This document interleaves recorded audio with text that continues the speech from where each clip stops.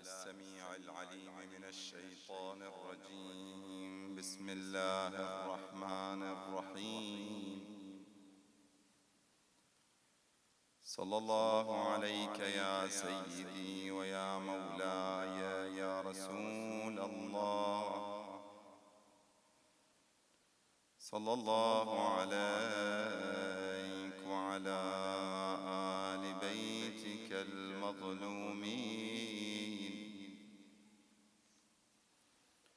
صلى الله عليك يا مولاي وابن مولاي يا أبا عبد الله،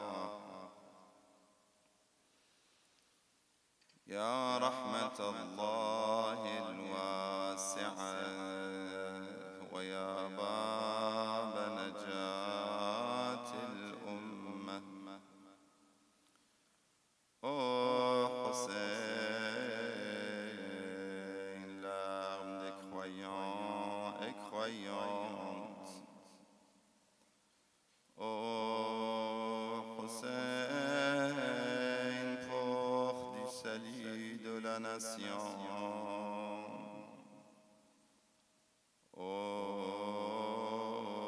Étrangers,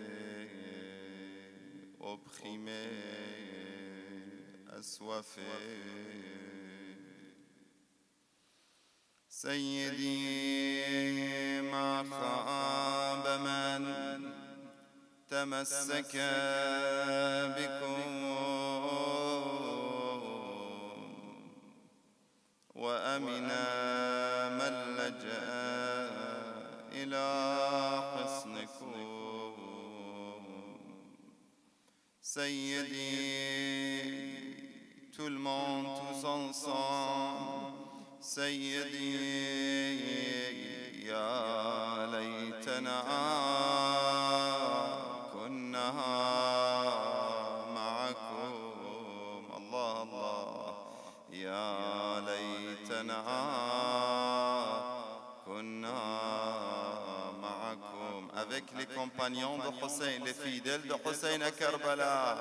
يا ليتنا معكم فنفوز فوزا عظيما إن شاء الله.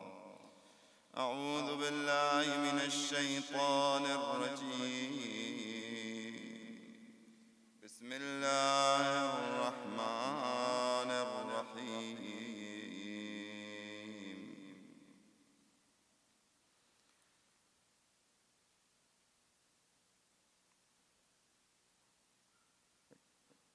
بسم الله الرحمن الرحيم.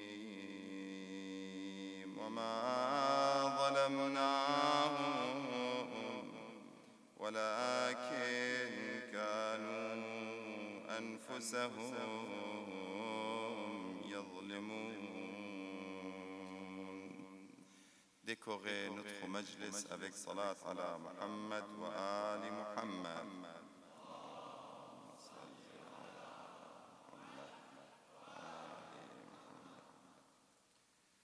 عظم الله أجورنا وأجوركم بمصابنا بأبي عبد الله الحسين عليه السلام. Qu'Allah subhanahu wa ta'ala accepte vos actions. Nous présentons nos sincères condoléances à notre imam, Sahib al-Asr wa al-Zaman, Arwahuna Fida, à notre prophète sallallahu alayhi wa alihi wa sallam, avant tout le monde, à notre maître Amir al-Mu'minin, Sayyida Fatima, et tous nos imams pour le martyr de la famille prophétique et des compagnons de l'imam al-Hussein et les compagnons du prophète sallallahu alayhi wa alihi wa sallam. Dans les sourates coraniques et dans les versets coraniques, nous trouvons énormément de versets qui parlent de l'injustice. des dizaines, même on peut dire des centaines, parce que ça dépend quel mot, quelle racine on va prendre, quel verbe on va prendre.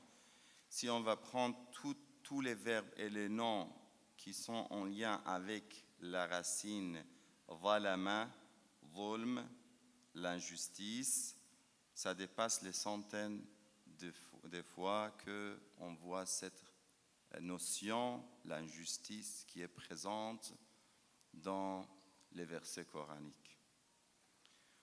On voit que Allah subhanahu wa ta'ala montre clairement qu'il n'y a pas pour Allah une chose plus détestée que l'injustice. Après, vous allez dire que c'est normal, c'est logique. Et c'est toujours logique. La religion est logique. Est-ce que tu aimes être opprimé? Non. Dans ce cas-là, l'inné, la nature primordiale ou primaire qui est en toi va te dire « Je déteste que quelqu'un vienne pour être injuste envers de moi ». Le problème n'est pas ici. Le problème se trouve quand on déteste l'injustice pour nous, mais on l'accepte pour l'autre. En fait, c'est ça la vraie question.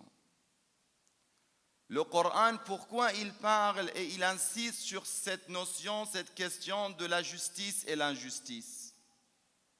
C'est clair. Ce sont des notions, des questions claires. Le mal et le bien.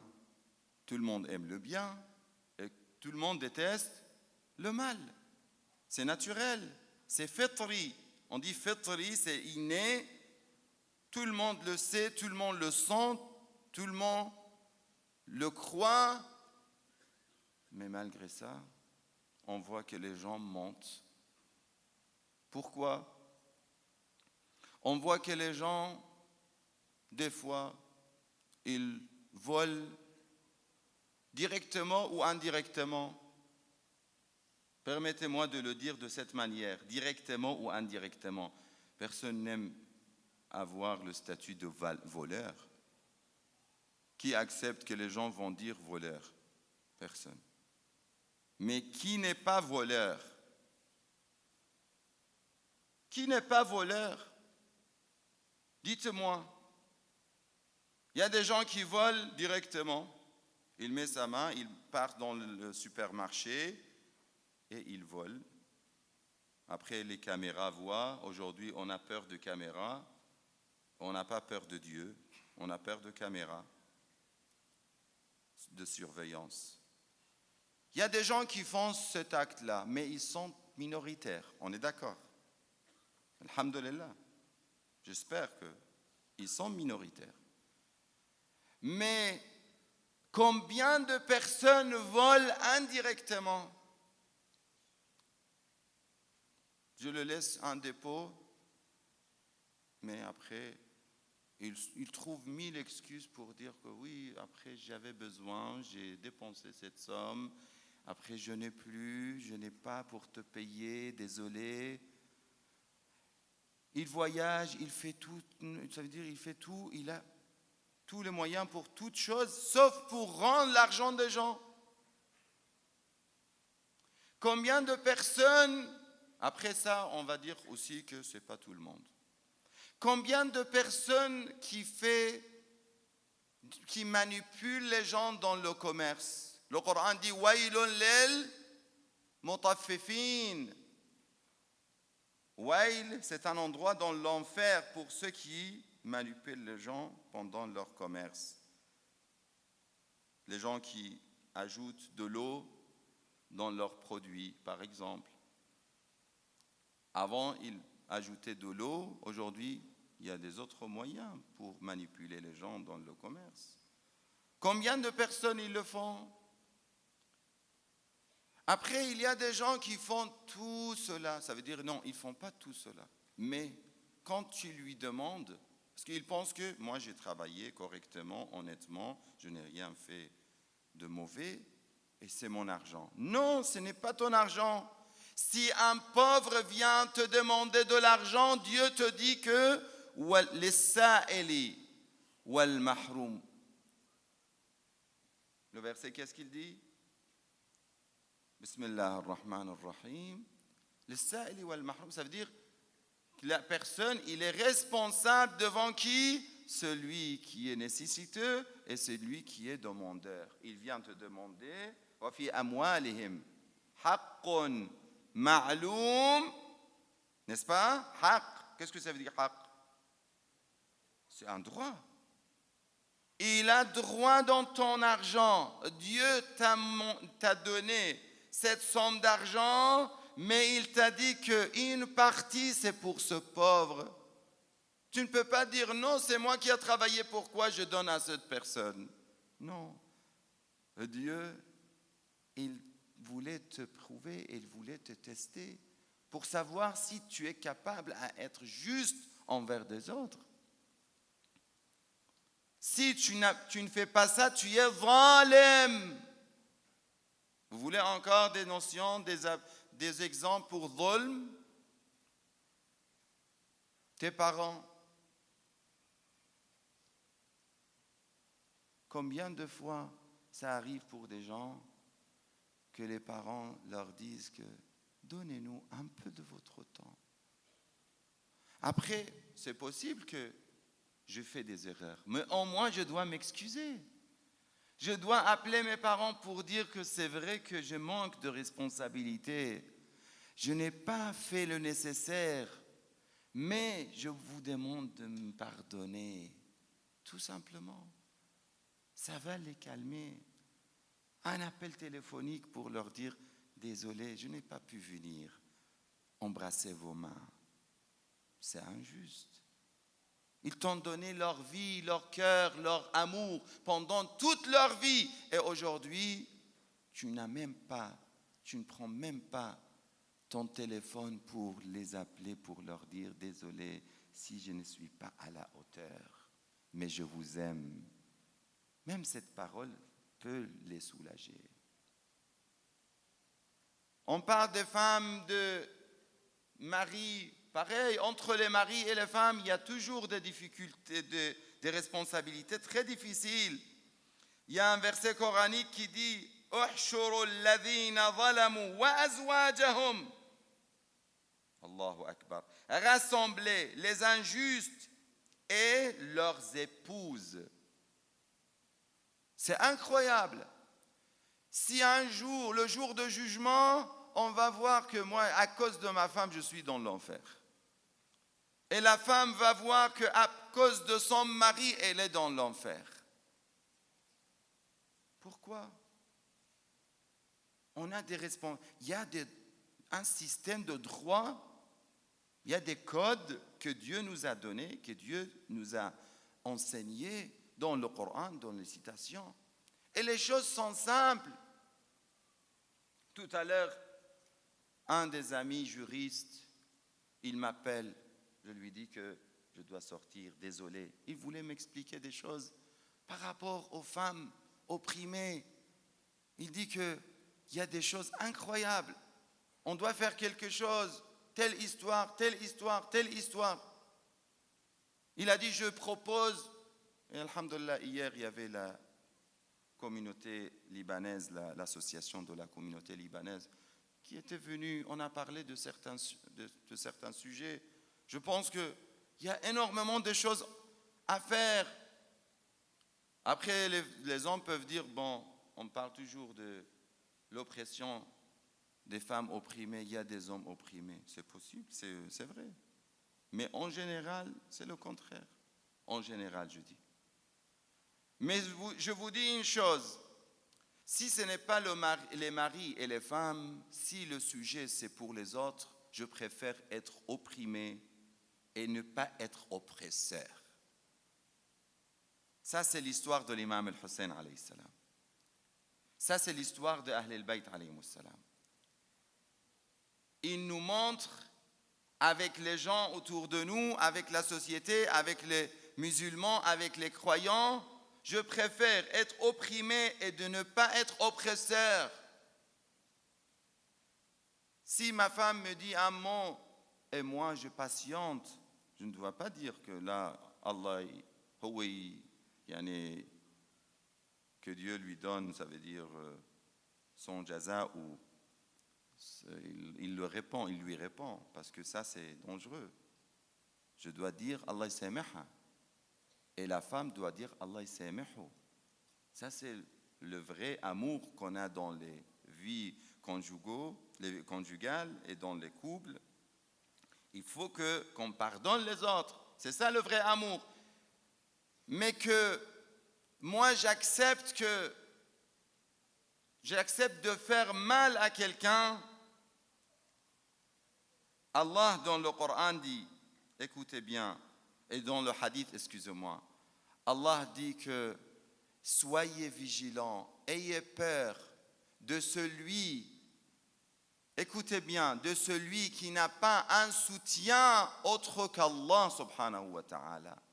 N'opprimez pas les gens, n'oppressez pas les gens, parce que le jour qu'on va oppresser une personne qui est faible, on sent qu'il est faible. En fait, il est le plus fort, parce que on peut penser qu'il est faible, mais pour Allah, il est le plus fort parce que son soutien, c'est Allah subhanahu wa ta'ala. C'est très dangereux. Si c'est une petite fille dans la famille orpheline, on pense que oui. Surtout, elle a perdu sa mère. On voit des histoires et des histoires. Elle a perdu sa mère.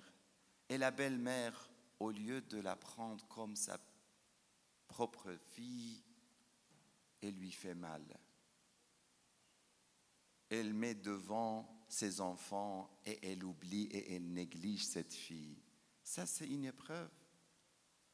Si vous vous mariez avec une personne qui a perdu sa femme, ou que sa femme n'est pas là, ou qui est partie divorcée et l'enfant sera opprimé, ne faites pas cela, n'acceptez pas d'entrer dans on va dire d'avoir ce risque dans votre vie.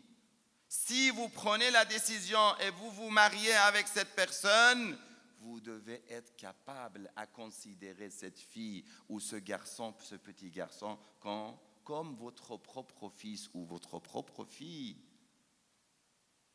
Sinon, n'acceptez pas ce risque. N'entrez pas dans ce risque. Combien de personnes est entrées dans l'enfer à cause de cette injustice, et ainsi de suite. Énormément de choses. Je ne vais pas tarder ce soir. C'est dans le majlis de Ahl al-Bayt alayhimus salam. Je vous cite seulement quelques citations rapidement par rapport à cette question. Par exemple, pour la responsabilité qu'on a devant nos épouses ou nos époux. قال رسول الله صلى الله عليه وآله, le prophète صلى الله عليه وآله dit, écoutez bien, ملعون ملعون من يضيع من يعول. Il est maudit celui qui ne verse pas la pension de sa femme et de ses enfants. Je me marie, je ne peux pas dire oui, c'est bon, alhamdulillah, je me suis marié. Non, je ne vais pas vous faire peur, attention. Le mariage, on a dit, c'est très important. Mais le fait ça veut dire le jour que j'ai pris cette décision et je me suis marié, je dois à partir de ce jour-là penser que le meilleur djihad pour moi, c'est de faire attention à ma femme et à mes enfants. Et à ne pas être radin, à ne pas ramasser l'argent et dire oui, on va faire ça. Et la femme dit, on doit manger, on doit mettre nos enfants dans une bonne école, on doit faire ça. Ils n'écoutent pas. Ça, c'est problématique. شر الناس المضيق على أهله. le pire des gens et les hommes les plus mauvais sont ceux qui ne subissent pas ou ne subviennent pas aux besoins de leur famille. Et le contraire, al-kaddu ala iyalihi kal mujahid fi sabilillah. L'homme qui travaille pour subvenir aux besoins de sa famille est comme un combattant dans le chemin d'Allah subhanahu wa ta'ala. L'imam al-Sadiq alayhi salam dit Kafa bil mar'i ithman an yudayyi' man ya'ud. Tout ça c'est l'injustice. Attention, ça c'est dhulm.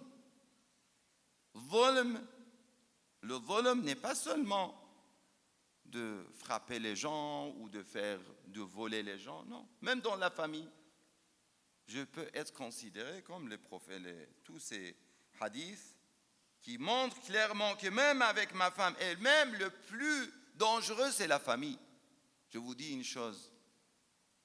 Moi, il y a quelques jours, j'ai vu un mari qui pleurait le départ de son épouse.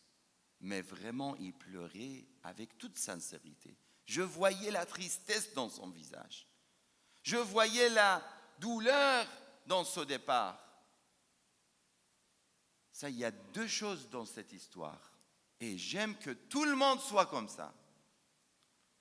C'est normal que dans le mois de miel, on va tous être heureux, on va tous donner des cadeaux, on va tous donner des bouquets de fleurs, on va tous partager des mots et lancer des mots magnifiques. Mais ça, ce n'est pas important. L'art n'est pas ici. L'art, c'est de pouvoir, après 50 ans, avoir la même situation, le même amour. Et que ce mari, dans le départ, il fait que le prophète dit Amilun nasa mu'amalatan in mittum in ghibtum hannaw ilaykum wa in mittum bakaw alaykum. Comportez-vous avec les gens d'une façon que si les gens vont partir en voyage, ils vont vous manquer. Et s'ils vont mourir le jour qu'ils vont quitter ce bas monde, tout le monde va vous pleurer. C'est ça le vrai musulman. Ce n'est pas que certains envoient leurs enfants, leurs propres enfants sont contents peut-être de leur partir, de leur départ. Ça n'existe pas, Inch'Allah, chez vous. Mais dans certaines sociétés, ça existe. Parce qu'il était radin avec ses enfants et les enfants attendent son argent qu'il a bien épargné dans les comptes bancaires. Et après, ils vont l'insulter et ils vont manger l'argent. Subhanallah. Malheureusement, l'être humain est ignorant. Il faut dire la vérité. Le prophète, sallallahu alayhi, l'imam al-Sadiq alayhi salam dit le fait de laisser sa famille dans la misère, c'est-à-dire le fait de ne pas verser la pension de sa femme et de ses enfants, est un péché qui suffit au malheur d'un homme. Et le contraire, celui qui veut avoir sa'ada, la joie, c'est celui qui dépense, celui qui est généreux, celui qui aide, celui qui fait plaisir à sa femme, à ses enfants, à son entourage, et ainsi de suite. Il y a aussi un autre hadith, l'imam al-Kadhim salamullah alayhi dit, du prophète sallallahu alayhi wa sallam, ceux qui se marient avec une deuxième femme. Ça, c'est mon message à ces gens-là, ce soir. Je ne vais pas encourager ça, attention. Je ne vais pas entrer dans ce sujet parce que c'est un sujet très, on va dire, sensible. Mais celui qui a une femme, une deuxième femme, ou celui qui a des femmes en cachette, ou des mariages temporaires, ou de relations temporaires, de mariage temporaire, ou ainsi de suite. C'est incroyable, mes frères et mes sœurs. Permettez-moi de parler franchement avec vous. Mais vous voulez faire ça, je ne vais pas vous dire faites ou ne pas faire. Si vous voulez mon conseil, ne pas faire. Ça, c'est vous voulez mon conseil. Sans entrer dans l'histoire religieuse. Parce que c'est vraiment compliqué, c'est vraiment une responsabilité. On vient de dire pour une femme, tu peux entrer dans l'enfer avec 2 femmes. Moi, j'ai peur que ça sera sûr que tu vas entrer dans l'enfer.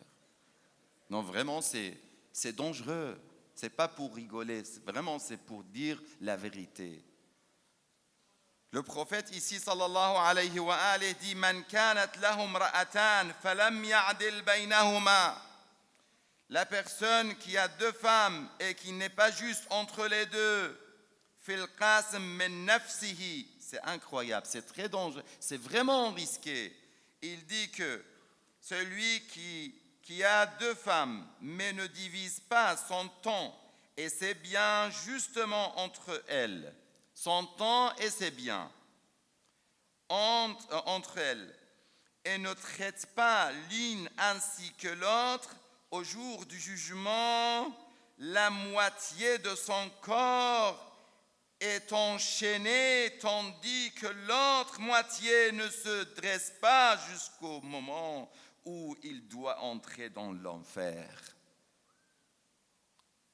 Vous entendez bien, mes frères, mes enfants, mes parents, mes pères? C'est très dangereux. Nous tous, les hommes, en général, si on va dire pourquoi on dit le Hur al-Ain, on parle toujours de Hur al-Ain. Parce que dans la nature de l'homme, il aime, ça veut dire il a le désir vers une femme. Mais le problème, des fois, on pense que le problème vient de la femme, ne vient pas de lui-même. Le manque, on a des fois, on sent que malgré qu'on est marié, il y a certains qui ont encore un sentiment de manque. Non, ça ne me suffit pas. Je suis un homme qui n'est pas satisfait avec une seule femme. C'est comme ça. La femme essaye de tout faire. Salli ala nabi, trouve une solution. Pourquoi tu vas détruire notre vie? On est tranquille, on est à l'aise, on est content. Pourquoi tu penses comme ça? Lui, il dit non, c'est halal. Mais halal, je viens de vous lire le hadith. C'est halal, mais avec des conditions. Vous pouvez les accomplir. C'est très difficile. Je viens de vous expliquer, avec une seule femme, on est en danger. On est injuste, on est zalem. Bas al-mara, la femme peut nous pardonner si elle est seule. Je vous dis, ça c'est un secret, c'est un trésor, c'est un conseil que je vous donne. Si elle est toute seule, elle va dire j'accepte, je te pardonne.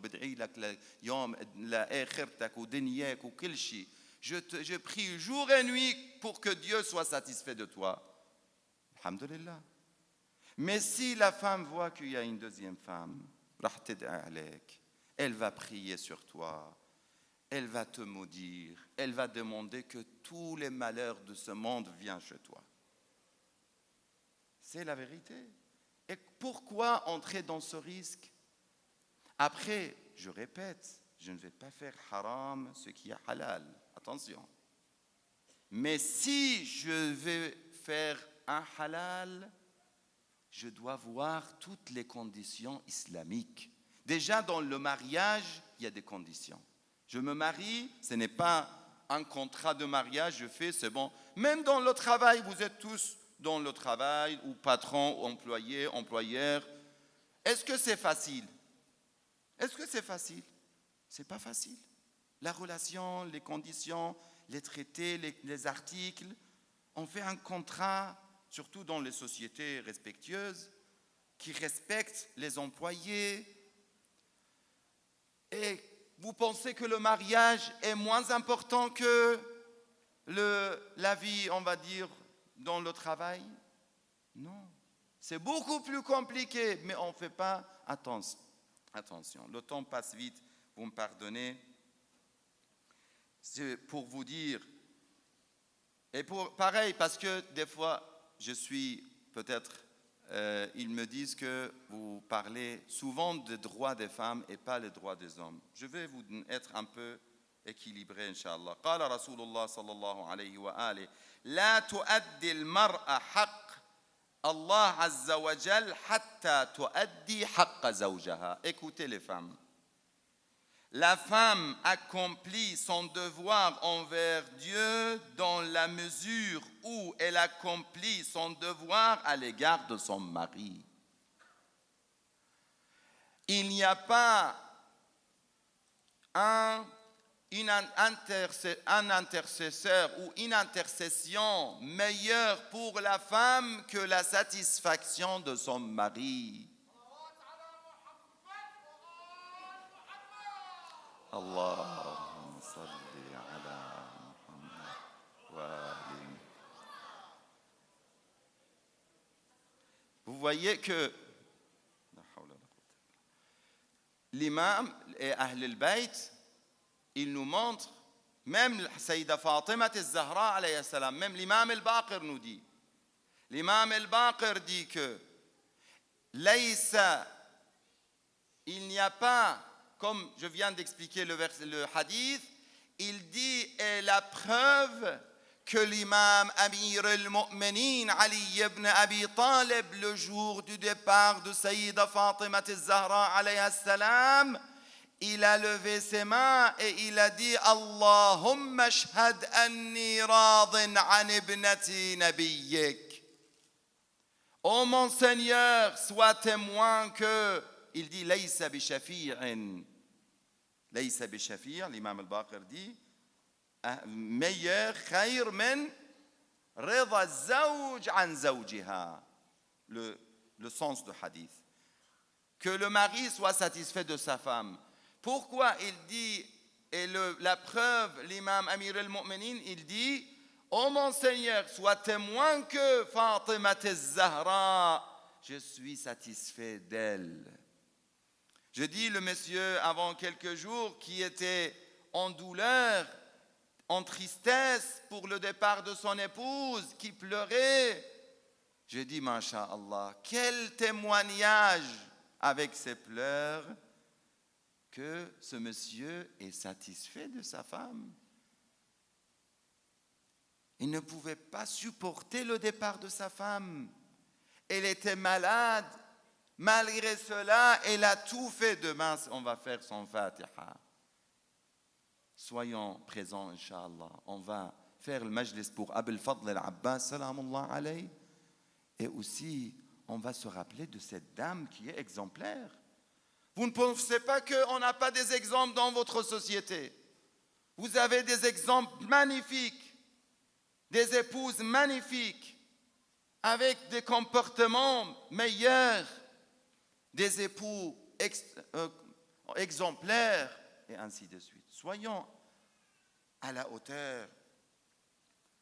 Khiyarukum, le prophète sallallahu alayhi wa alihi wa sallam dit, Fadaruhum, l'imam Amir al-Mu'minin rapporte, Fadaruhunna fi kulli halin wa ahsinu lahunna al-maqal. Dans tous les cas, soyez bien et doux et avec les femmes, parlez amicalement avec elles afin qu'elles rendent meilleurs leurs actes et leur comportement. Si tu envoies des fleurs, tu reçois des fleurs. Ça, c'est une règle générale. Khiyarukum, Sayyida Fatima. Vous aimez Sayyida Fatima al-Zahra alayhi salam? Qu'est-ce qu'elle dit, Sayyida Fatima? Elle dit, le meilleur homme est celui qui traite sa femme avec la plus grande douceur et qui est le plus généreux envers elle. Je disais tout à l'heure, en cachette, tu as quelque chose, une relation. Mais Shuzamba, quelle est la faute de ton épouse? Tu viens pour chercher les bêtes noires à la maison. Tu fais une erreur ici et tu veux faire une erreur dans ta maison. Non. Laisse, ça veut dire même si tu es en train de faire ce qui n'est pas, Inch'Allah, haram, mais au moins, chez toi, à la maison, quand tu rentres avec le sourire. Tu rentres avec les bonnes paroles. Tu rentres avec des beaux cadeaux. Tu fais même mieux qu'avant. Vous savez que beaucoup de femmes, comment ils savent que leurs maris ont des relations? Vous savez comment? Quand ils voient qu'il commence son mari à chercher les bêtes noires. Là, elle va commencer à douter. Qu'est-ce qui se passe? Pourquoi? Avant, il était satisfait, il était content. Aujourd'hui, ma bi'ajbul ajab. C'est vrai ou pas? Ma bi'ajbul ajab. Même si elle lui ramène le plus beau, elle lui prépare les meilleurs plats, elle nettoie la maison parfaitement, elle prend soin de ses enfants, elle fait tout. Il cherche, il trouve cette bête noire pour faire des histoires. L'imam Moussa al-Kadhim alayhi salam, et je termine avec ce hadith. Et on parle de la justice et l'injustice. Attention, on parle de dhulm. Inna Allah la yuhibbu. Allah n'aime pas la justice. Allah déteste les injustes. قال رسول الله صلى الله عليه وآله كلما ازداد العبد إيمانا ازداد حبا للنساء. Il dit sallallahu alayhi wa sallam, Rasulullah, il dit que plus nous renforçons notre foi, plus l'amitié et l'amour que nous avons pour nos épouses. Vous voyez, c'est un hadith fort, attention. Ça veut dire chaque fois que je dois prouver mon amour pour Allah, je dois prouver mon amour pour mon épouse. MashaAllah. أحسنت حاج. اللهم صل على محمد وآل محمد. كلما اشتد لنا حبا اشتد للنساء حبا. Il dit le prophète, plus un homme nous aime, Ahl al-Bayt, tu aimes l'imam al-Hussein, tu aimes le prophète, c'est-à-dire nous les gens de Ahl al-Bayt, plus il aimera sa femme. C'est ça le vrai amour pour Ahl al-Bayt. C'est ça la vraie justice avec nous-mêmes. Et en fait, à la fin, c'est qui va profiter de ça? C'est nous. Croyez-moi, vous les hommes, vous serez les meilleurs, les premiers gagnants. Pour une période, pour un désir court, on pense qu'on est en train de faire de bonnes choses. On est intelligent. On est malin, on a fait quelque chose. Mais ce n'est pas ça le désir. Croyez-moi, ce n'est pas ça le désir. Le désir est plus beau que ça. Le désir vient d'Allah subhanahu wa ta'ala. Comme hier on a lu le verset coranique. Allah va mettre l'amour dans ton cœur. Allah va mettre la tranquillité dans ton cœur. Allah va mettre l'affection dans ton cœur et tu vas te sentir à l'aise, content, satisfait. Désolé le temps. Bon. Et c'est comme ça, ashab al-imam al-Hussein. Vous voulez chercher l'exemple? Regardez l'exemple. Muslim ibn Awsaja, Zuhayr ibn al-Qayn, Habib ibn Mudahir, et ainsi de suite. Tous ces gens-là ont profité ou bien de leur mère ou bien de leurs épouses d'une femme pour être plus proche de Ahl al-Bayt alayhimus salam. Regardez toutes les histoires, presque. Vous allez voir, lui, c'est son épouse. L'autre, c'est sa mère. Qui était derrière la décision, derrière la victoire, la plus grande victoire, d'être martyr devant l'imam al-Hussein alayhi salam. L'imam al-Hussein, avant de sortir à Karbala, avant d'arriver, regardez l'imam al-Hussein qui ne cherchait pas le dunya, qui cherchait l'akhira. Qu'est-ce qu'il a fait l'imam al-Hussein? Il disait chaque fois, est-ce que vous trouvez un chef d'armée qui fait ça, comme l'imam al-Hussein? Normalement, les chefs d'armée, ils vont dire à leurs soldats que nous, on est en train de gagner. Personne ne va dire qu'un chef, normalement, ne va pas dire on va perdre cette guerre. Mais l'imam al-Hussein disait à tout le monde, Man lahiqa bina istushhid, celui qui va nous suivre va être martyr. Des milliers de personnes étaient avec l'imam. L'imam, chaque fois, dans chaque étape, il leur parlait, il leur disait que, attention, si vous venez et vous cherchez le butin, il n'y a pas de butin. Vous venez vers le martyr. وَمَنْ تَخَلَّفَ لَمْ يَبْلُغِ الْفَتْحِ. Et celui qui ne vient pas avec nous, qui nous laisse, il ne va pas goûter ou avoir la victoire, la grande victoire d'être avec l'imam al-Hussein, alayhi salam. Allahumma salli ala Muhammad wa ali Muhammad. Dans la nuit de fidèles comme cette nuit, l'histoire de Hurr ibn Yazid est une histoire magnifique. Un compagnon infidèle qui n'était pas fidèle, qui était même contre l'imam al-Hussein alayhi salam. Et ça nous donne le courage, ça nous donne l'espoir, nous tous. Si on était zalim, ce soir on dit Ya Allah, Allahumma mhuni min al-ashqiya waktubni fi as-su'ada. Mon Seigneur, je ne veux pas être parmi les malheureux, je veux être parmi les joyeux, parmi les justes et pas les injustes, Ya Allah. Le Hurr ibn Yazid al-Riyahi, car il n'était pas parmi les fidèles, mais grâce à son bon choix et sa volonté forte, il a pu les rejoindre. Ce guerrier courageux qui était sous les ordres d'Ubaydillah ibn Ziyad, lors de leur première rencontre, l'imam al-Hussein lança à Hurr cette phrase.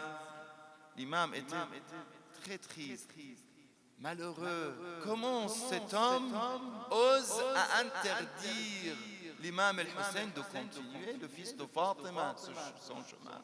Il a coupé le chemin de l'imam al-Hussein. Ce guerrier, quand l'imam lui dit que ta mère porte ton deuil, thakalatka ummuk, comment tu oses faire ça avec le petit-fils du prophète? Hurr, vous voyez, nous des fois on est à l'aise dans nos paroles, dans notre langue. Il faut tenir nos langues. Il ne faut pas sentir la force et qu'on est fort quand on parle.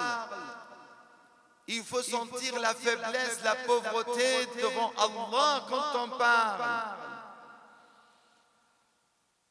Quand Hurr a entendu cette phrase de l'imam al-Hussein, Hurr répondit, si un autre que toi, Ya Hussein, avait ainsi mentionné ma mère, j'aurais fait de même avec la sienne. Mais je ne peux évoquer ta mère, Fatima al-Zahra, la fille bien-aimée du prophète, qu'avec différence et vénération, Ya Hussein. Vous voyez ce geste? Allah n'oublie pas. Tu fais le bien, tu vas le récolter. L'imam al-Hussein, le jour de Ashura, dans le jour de Ashura, avant le début de combat, l'imam al-Hussein lança un célèbre et tragique appel. هل من ناصر ينصرنا هل من ذاب يذب عن حرمي رسول الله حسين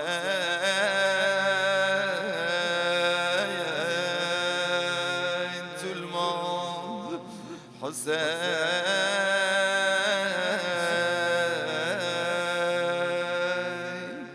حسين لبيك يا حسين. Avec les compagnons de Hussein, dites لبيك يا حسين. هل من ناصر ينصرنا لبيك يا حسين. Y a-t-il donc personne pour nous porter secours pour l'amour de Dieu? N'y a-t-il donc personne pour prendre la défense de la sainte famille d'Allah? Oh, Hurr ibn Yazid al-Riyahi, entendant cela, vous voyez comment les gens qui ont peur de Dieu, comment ils peuvent changer. Allah yarham amwatkum. Quand vous avez un bon cœur, même si à un moment donné vous avez fait des erreurs, je vois des gens qui partaient au pèlerinage, quand ils reviennent, il y a un hajj que je connais, il me dit, cher, maintenant je suis hajj, j'ai le statut hajj.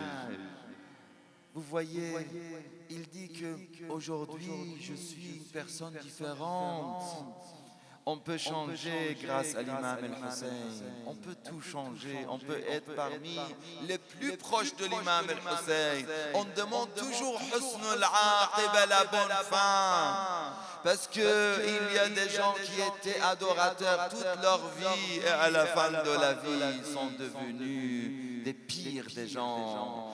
Et le contraire des gens qui étaient dans le mauvais, mais à la fin de leur vie, ils sont devenus les meilleurs.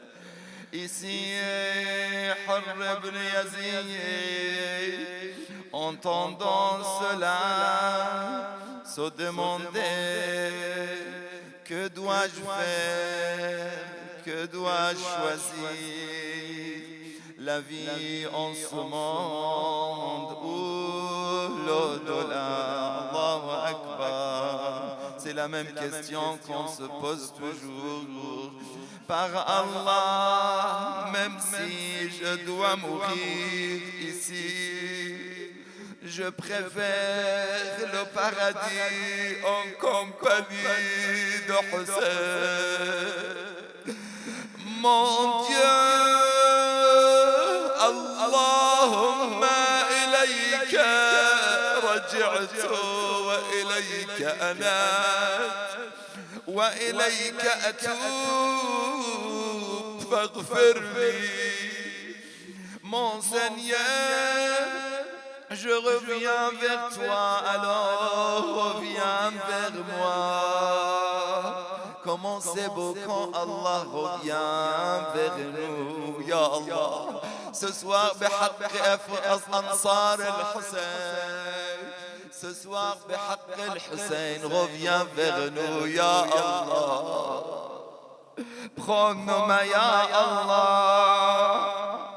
Aide-nous pour être sur la bonne voie, Ya Allah. Il se précipita. Vous voyez quand tu es content d'avoir pris une belle décision.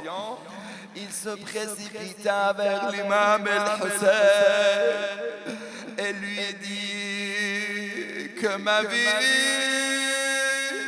te soit sacrifiée, ya ibn Rasulillah. Je viens à toi repentant. Mon repentir sera-t-il accepté, ya Hussein?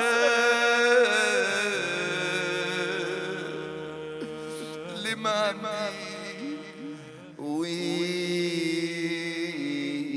Allah te pardonne, Ya Hur. Comme tous les compagnons de Hussein. Quelle belle phrase, quelle bonne nouvelle. Il se mit à pleurer devant l'imam el-Hussein en demandant la permission d'aller au combat, en le saluant avant d'aller au martyr. Il se battit de tout son courage, puis il tomba martyr aux côtés de l'imam el-Hussein. Rahimallah man nada wa Husayna wa mazluma wa ghariba wa ghariba.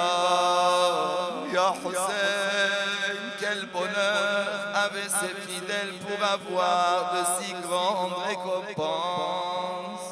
Pleurer l'imam, lui rend visite en le saluant et enfin le martyr. Et en plus de tout cela, l'imam accourait à leur chevet durant leur agonie. Que l'imam vient vers nous aussi au moment de notre mort, Inch'Allah. Ainsi, avant de mourir, Hur eut le temps de voir son imam venu en personne, le conforter dans ses derniers instants et de l'entendre dire Anta Hurran kama sammatka tu es, Ya Hur, un homme libre. Ta mère n'a pas eu tort en te donnant ce nom. Tu es homme libre, tu l'es en ce monde et dans l'autre. Que la paix soit sur Al-Hur, sur sa bonté. Inna lillahi wa inna ilayhi raji'un. Après la tragique journée de Ashura, les ennemis d'Allah en pillèrent et brûlèrent les tentes de la famille du prophète. Les femmes et enfants couraient entre les tentes en flammes. La ilaha illallah, ils étaient terrorisés, puis ils se mirent à décapiter les martyrs en présence des femmes et enfants. Wa Husayna,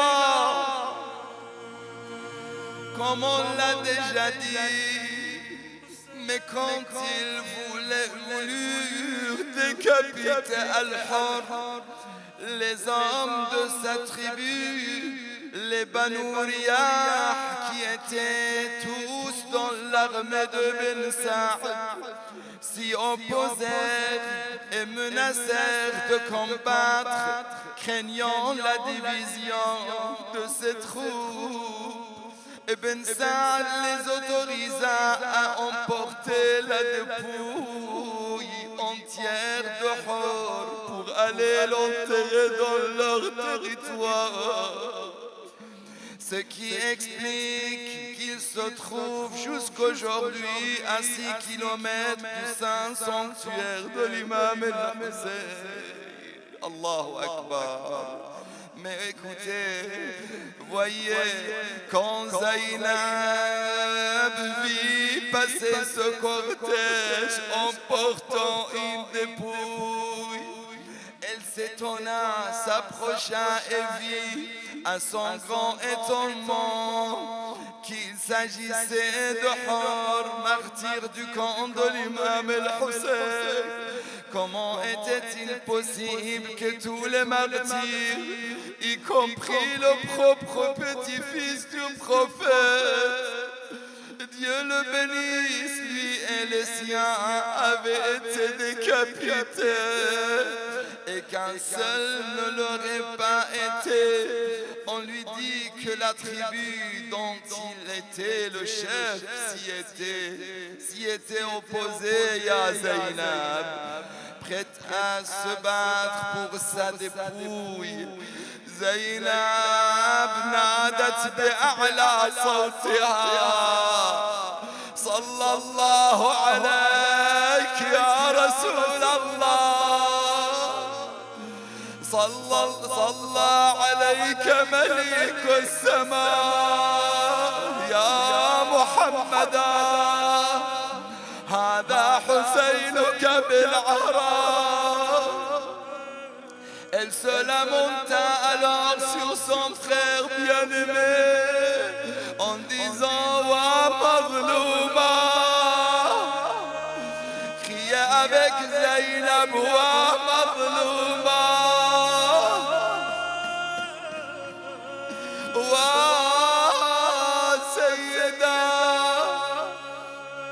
Wa Imama, Wa Ghariba.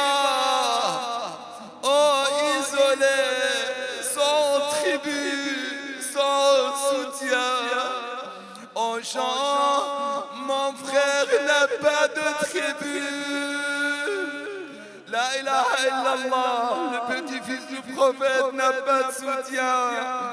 Et ce n'est pas qu'ils auraient seulement décapité l'imam al-Hussein. Ces maudits l'ont décapité, mais l'ont complètement dépouillé.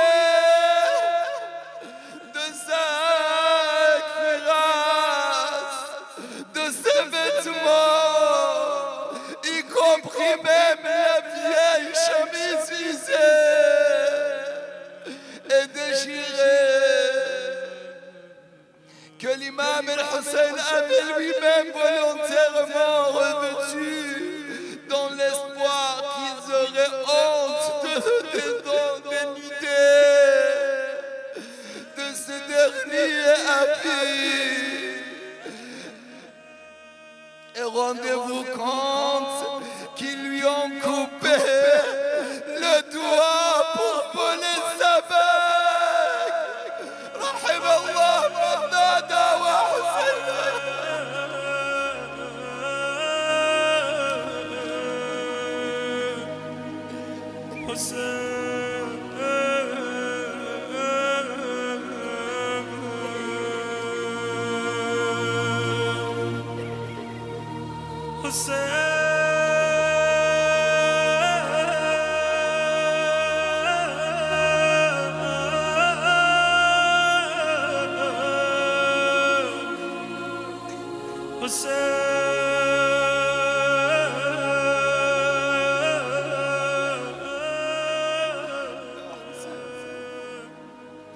La ilaha illallah, la ilaha illallah. Et que la dépouille de l'imam resta ainsi abandonnée ثلاثة أيام دون غسل أو كفن, abandonné 3 jours dans le désert sans être enterré. Vous avez vos défunts, vous savez comment vous faites tout pour honorer vos défunts. Mais le petit-fils du prophète, il n'était pas honoré, il n'était pas enterré.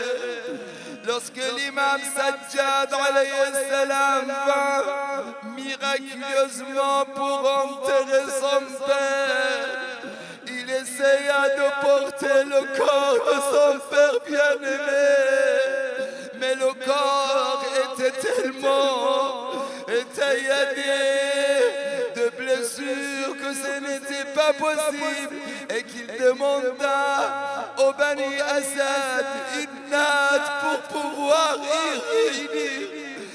réunir tous les membres du corps. Rahim Allah man nada wa Husayna.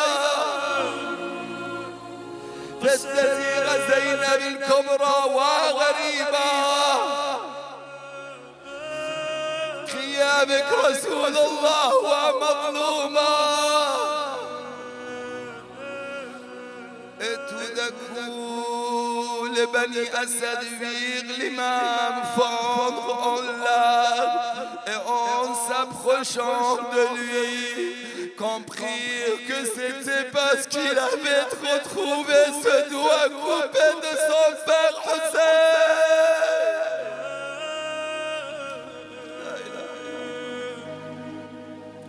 Wa Husayna wa Ghariba Sayyidi ya Aba Abdullah ya laytana kunna ma'a.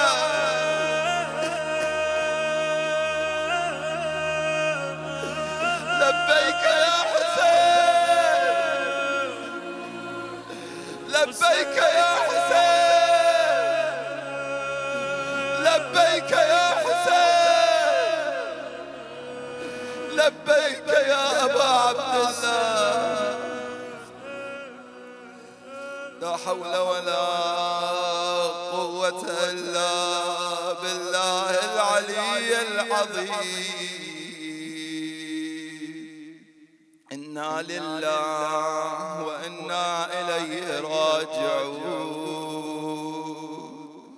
وسيعلم الذين ظلموا أي منقلب ينقلبون والعاقبة للمتقين. باسمك العظيم الأعظم الأعز الأجل الأكرم يا الله. إلهي بسم الله الرحمن الرحيم. أما يجيب المضطر إذا دعاه ويكشف السوء الموت. أما يجيب المضطر إذا دعاه ويكشف السوء. أما يجيب المضطر إذا دعاه ويكشف السوء. أما يجيب المضطر إذا دعاه ويكشف السوء. أما يجيب المضطر إذا دعاه ويكشف السوء. إلهي يا مجيب المضطر يا الله يا كاشف السوء يا الله. إلهي يا حميد بحق محمد يا علي بحق علي يا فاطر بحق فاطمة يا محسن بحق الحسن يا قديم الإحسان بحق الحسين بحق الحسين وبالتسعة المعصومين من ذرية الحسين وبصاحب الزمان وبأنصار الحسين حر بن يزيد الرياحي نافع بن هلال مسلم بن عوسجة حبيب بن مظاهر زهير بن القين وجميع أنصار الحسين يا الله. اللهم يا الله دفوا يا الله يا الله يا الله تلمون يا الله يا الله يا الله يا الله يا الله يا الله يا الله يا رحمن يا رحيم. اللهم وفقنا لمراضيك جنبنا معاصيك شاف مرضانا يا الله.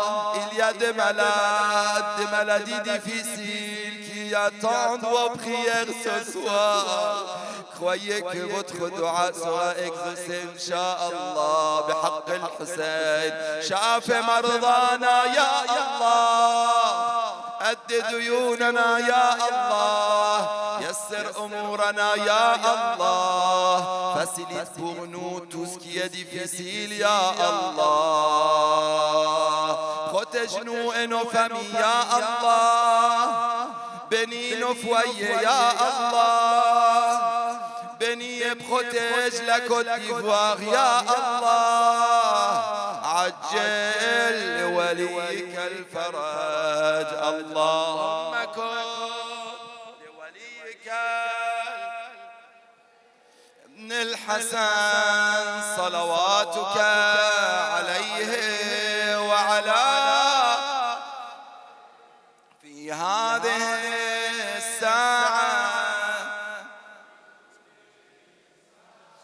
وليا وحافظا وقائدا وناصرا ودليلا وعينا حتى تسكنه أرضك طوعا وتمتعه فيها طويلا برحمتك يا